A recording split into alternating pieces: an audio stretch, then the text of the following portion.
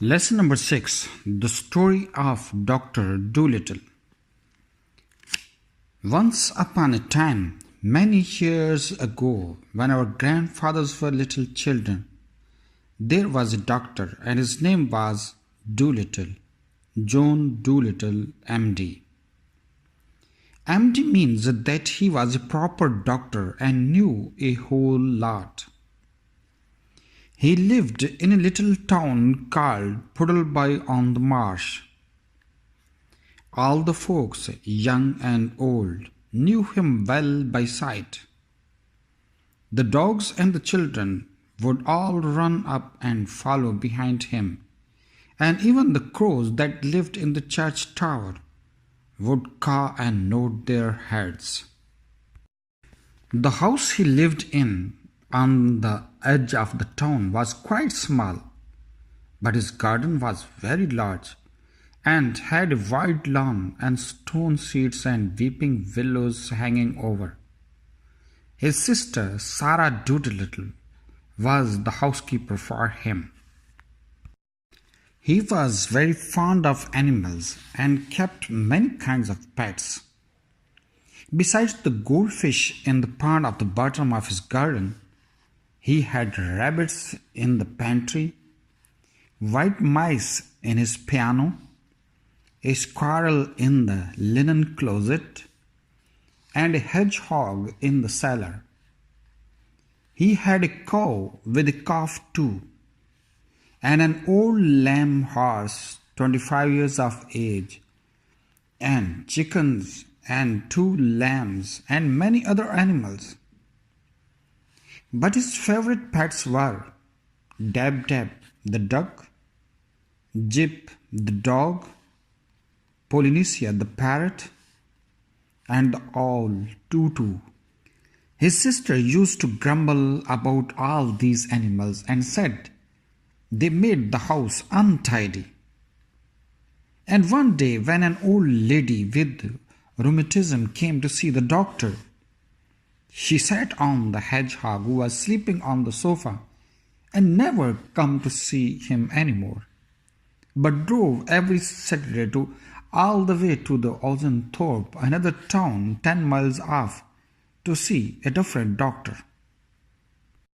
Then his sister Sarah Dolittle came to him and said, "John, how can you expect sick people to come and see you when you keep all these animals in the house? If you go on like this, none of the best people will have you for a doctor." "But I like the animals better than the best people," said the doctor. "You are ridiculous," said his sister and walked out of his room. So, as the time went on, the doctor got more and more animals, and the people who came to see him got less and less, till at last he had no one left, except the cat's meat man, who wouldn't mind any kind of animals.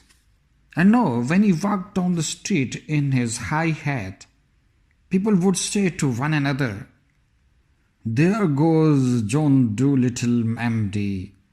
There was a time when he was the best known doctor in the West Country.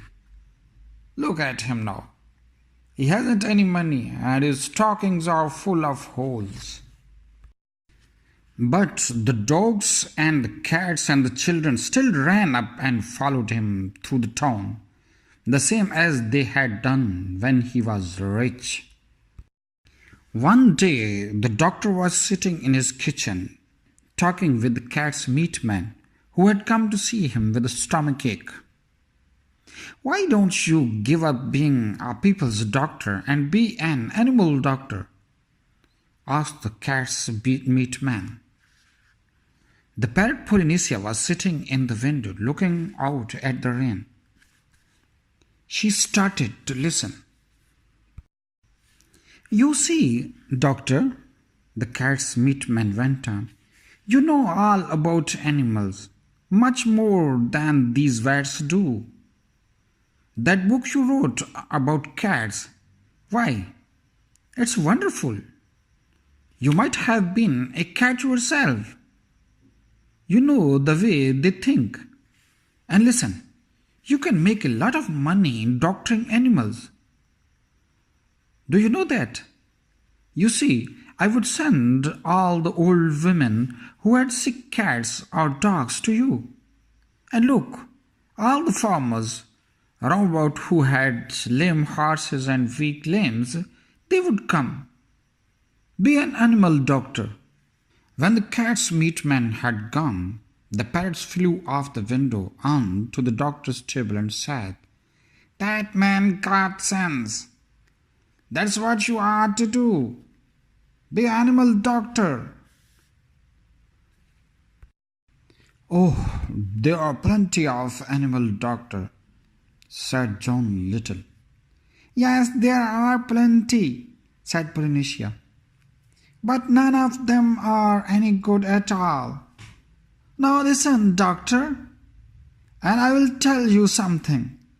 Did you know that animals can talk?" "I knew that parrots can talk," said the doctor. "Oh, we parrots can talk in two languages, people's language and birds' language," said Polynesia proudly. "If I say, Polly wants a cracker, you understand me. But hear this, ka ka fee fee." "Good gracious," cried the doctor, "what that means?" "That means, is the boy hard yet, in bird's language?" "My, you don't say so," said the doctor. "You never talked that way to me before." "What would have been the good?" said Polynesia, dusting some cracker crumbs off her left wing. "You wouldn't have understood me if I had." "Tell me some more," said the doctor, all excited, and he rushed over to the dresser drawers and came back with the butcher's book and a pencil. "No, don't go too fast. And I will write it down. This is interesting, very interesting, something quite new. Give me the bird's ABC first, slowly now." So that was the way the doctor came to know that animals had language of their own and could talk to one another. And all that afternoon, while it was raining, Polynesia sat on the kitchen table, giving him bird words to put down in the book.